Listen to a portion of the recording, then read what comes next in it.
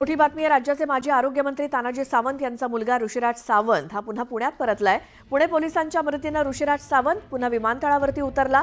रात्री 8:20 सावंतांच्या मुलाचं private chartered विमान हे पुणे विमानतळावरती लँड झालं।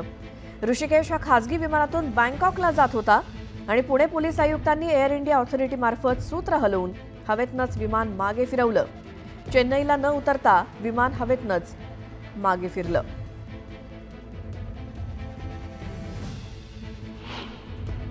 30-32 वर्षाचा मुलगा झालेला आहे। त्याच्यामध्ये कधीही आमच्यात वाद नाही। आम्ही सगळे सांप्रदायिक पंथातले आहोत।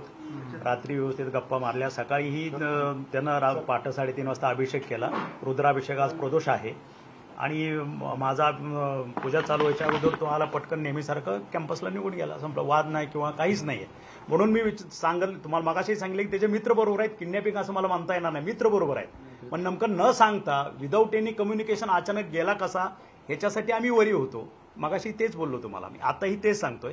आता त्याच्याशी भेटल्यानंतर चर्चा केल्यानंतर नेमकं व्हॉट इज द फॅक्ट किंवा अचानक म्हणजे काय तुमची टूर ठरली किंवा न सांगता टूर ठरली, कारण 8-10 दिवसापूर्वीच तो दुबईला जाऊन आला होता।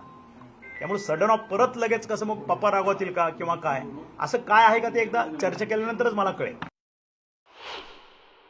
पोलीस स्टेशनला यांना कंट्रोल रूमला आलं की दोघांनी त्याच्याबरोबर घेऊन त्याला गेलेले आहेत। कंट्रोलला यांना फोन आला होता अगोदर कंट्रोलला आणि त्याच्यानंतर पोलीस स्टेशनला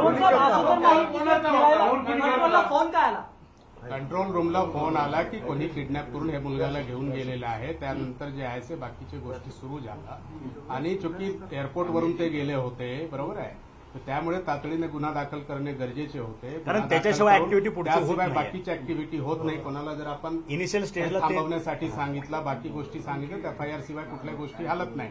त्यामुळे गरजेचे होते आणि नेमके मुलगा कुठे चालला होता, काय कारणास्तव चालला होता, हे सर्व जे आहे ते आपल्याला नंतर तपासमध्ये जे आहे ते निष्पन्न